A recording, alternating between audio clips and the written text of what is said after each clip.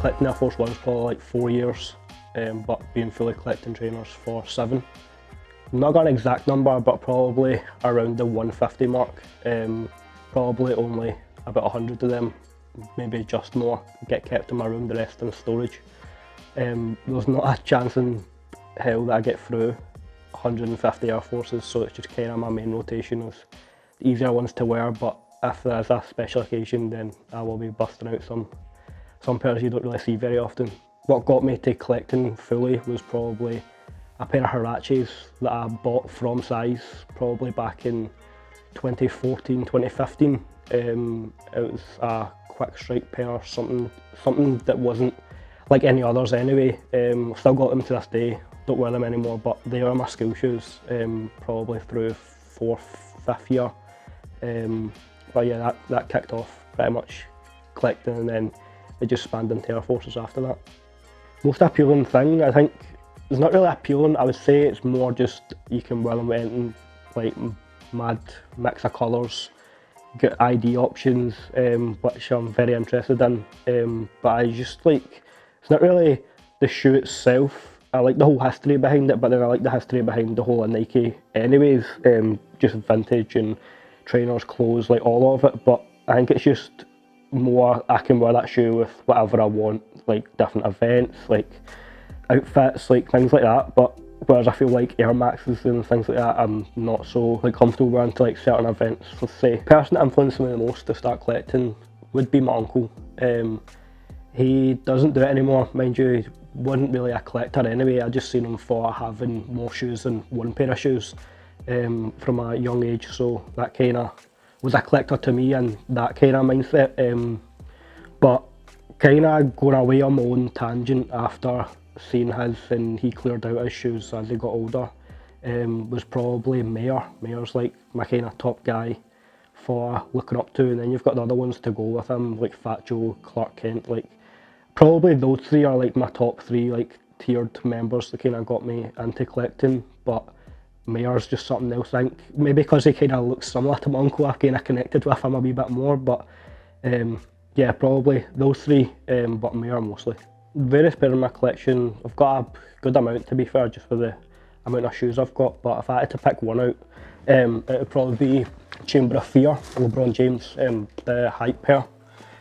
These I've never got a chance to wear them because one of the shoes is crumbled unfortunately, but probably the rarest pair, and that people look at for the rarest pair that know kind of about Air Force Ones was probably this pair here. So there was a pack of 5, if I remember correctly, with some accessories to go with, like wee cards, got a poster on my wall to go with it as well, but these pairs go for thousands now, and I'm just lucky to have at least one of them in my collection.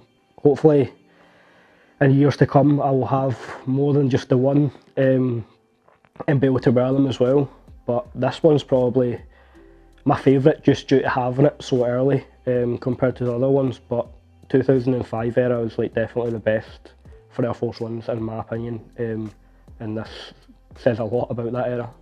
Favourite pair is my Mr. Cartoons, the clown pair. I've not quite got to the stage where I can get the spiderweb pair yet, but yeah, this pair's something else. Managed to get 2 wears out of them before it fell apart on me, just like all the kind of shoes at that age do.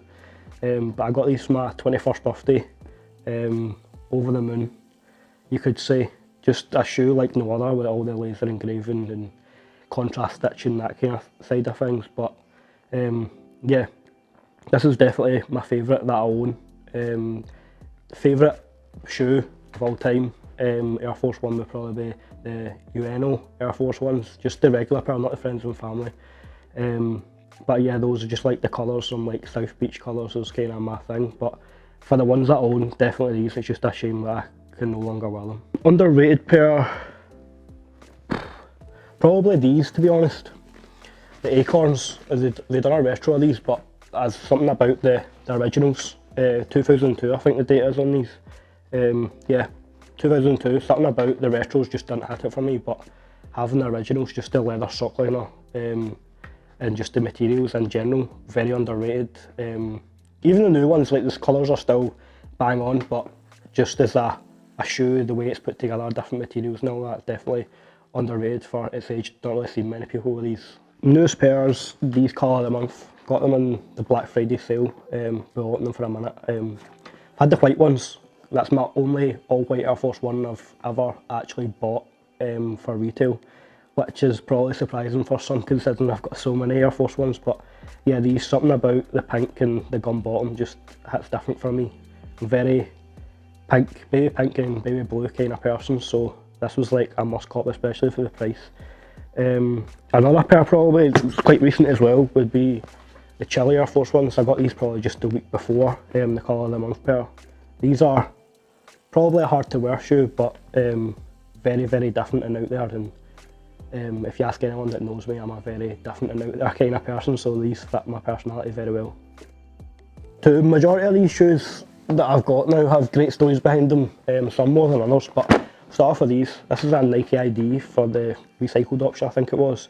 Probably looking at it and think it's a horrendous looking shoe, as do I, but the story behind it kind of means more than what the shoe actually looks like. It was inspired by SpongeBob, like the kind of flowery kind of patterns the whole way around the shoe, inspired by like the intro and then the colours, like the water and then the pink and all that to go with it. Never actually worn these, probably won't wear them as much as I'm a loud kind of person. These are probably just a wee bit too loud for me, but the whole story behind it, and it's just great to look at and think that it was inspired by a show that I grew up with when I was a kid.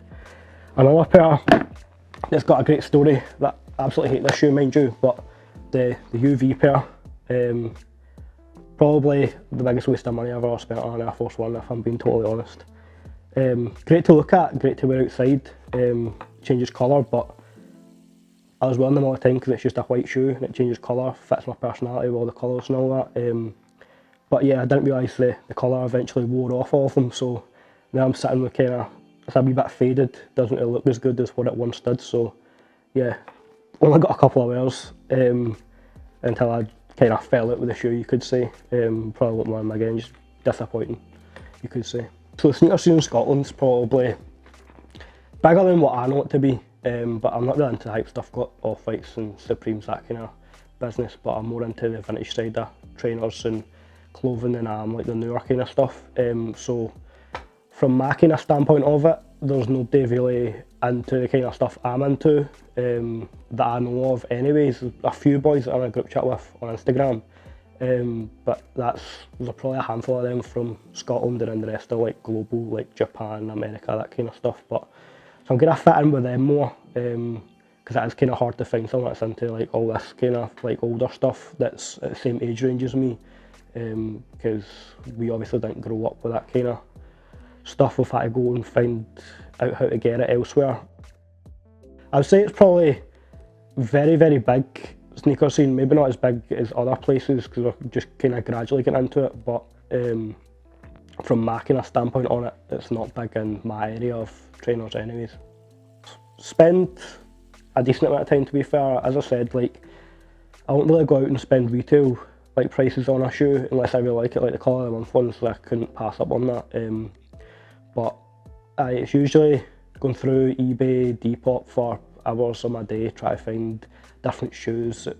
Mostly people don't know what they've got, so the listing searches are a bit mental. It's not like I can search up Mr. Cartoon Air Force and find one. It's like under Navy Air Force One or something from 2005, so it is a wee bit difficult. I do have to put in hours of work to kind of find these pairs on these sites. It's just constant, but it's like at the point that I'm like, I don't even know how many pairs I want now. The list kind of goes on and on, so it's like try to find certain pairs before others. But yeah, the hunt's hours a day usually. Furthest I've travelled would have been my holiday in Tenerife. There's a sneaker shop out there, not a resale shop or anything, just a retail kind of store. I can't mind the name of it, but been to Tenerife a couple of times, like back-to-back years, and that was kind of early getting into trainers for me. That was when like Ultra Boosts were kicking about. But yeah, I went there for the first time, probably was about 17, now 21. But I was just looking at all the shoes. It was like they had stuff sitting over there that I didn't have over here. But the last year I went to Tenerife, which was 3 years ago from now, I got one of the Air Force Type pairs. This pair here, the classic one, sold out in the UK at the time when these came out, and I wanted them. Not looking back on it, I don't know why I wanted them because I don't really wear these anymore, but yeah, this was a pair. I didn't have enough holiday money with me at that time to buy these, so I had to bump money from elsewhere. If I designed one Air Force One, would obviously be through the bespoke programme. I've had a rough idea of what I'd want to do. No kind of clue with colours and that, just like kind of materials. I'm a very materialistic person, never mind into materials or trainers and that. So it'll probably be something, materials like baseball stitching, like contrast stitching, that kind of factor of it. Would have some sort of colour in it, but probably mostly white, just so I could wear it all the time. But not having the bespoke programme available to us anymore, I've done some IDs which I'll show you. This pair, I think it was the Kugi Air Force One, I'm probably not even saying that right, but these were inspired by Modern Warfare 2, as this was probably my favourite game growing up, with the whole kind of sandy theme goes with the backdrop of the game and the whole colours as well. Only worn these a couple of times as of right now, but yeah, I've made a good amount of IDs. No idea a number, but yeah, there's a good few that I've messed around with, like these pattern leather option. I think I bought maybe 5 pattern leather options because it was always a thing when I look back at like Mayer's sneaker collection videos, there's always pattern leathers, and I remember sitting in home ec class in school on the old Nike ID before Bayou came out, making pattern leather pairs and just basically dreaming to own a pair, so I couldn't let the pattern leather option slip out of my hands when it came up, so I had to go ahead and buy myself 5 pairs. But this is one of my favourites. The colour is a Sprite, it's kind of inspired by a Sprite bottle. Wasn't intentional, but yeah, blue and green. Probably not the best thing to have in combination in Scotland, but yeah, I really like these. Another pair was a canvas and satin option that just came out. I think that's still available now, but these ones here, Fat Joe inspired Terror Squad Air Force Ones. His colours are baby blue and baby pink, so I was like, I have to make an option that kind of symbolises Fat Joe, and because I idolise him so much.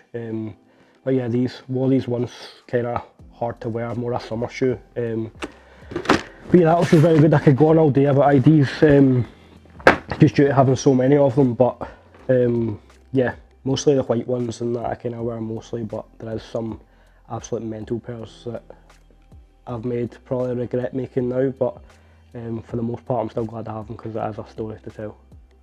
One pair from back in the day I like to get re-released, probably, I don't really know, because I like come and go between retros. Like sometimes I'm like, I like the idea of retro in shoes, but then for the whole vintage factor of it, I'm like, they don't make them the same, like same shape, materials, like all that kind of stuff.